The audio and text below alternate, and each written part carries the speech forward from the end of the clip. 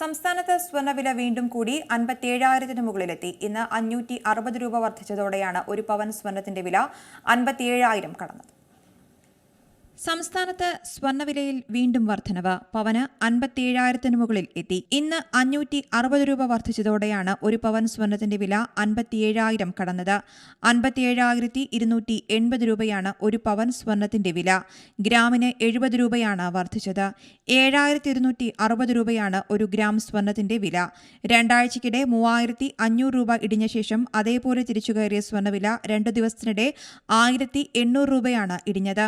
തുടർന്ന് ഏറിയും കുറഞ്ഞും നിന്ന സ്വർണ്ണവിലയാണ് ഇന്ന് ഒറ്റയടിക്ക് 560 രൂപ വർദ്ധിച്ചത്. ഈ മാസത്തിന്റെ തുടക്കത്തിൽ 59,080 രൂപയായിരുന്നു സ്വർണ്ണവില. ഒരു ഘട്ടത്തിൽ സ്വർണ്ണവില 60,000 കടന്നും കുതിക്കുമെന്ന് തോന്നിപ്പിച്ചിരുന്നു.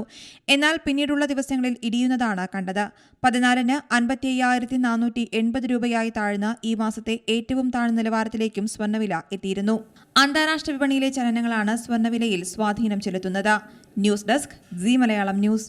ഏറ്റവും പുതിയ വാർത്തകളും വിശേഷങ്ങളും വിരൽത്തുമ്പിലറിയാൻ സീ മലയാളം ന്യൂസ് എല്ലാ ഡിജിറ്റൽ പ്ലാറ്റ്ഫോമുകളിലും ലഭ്യം.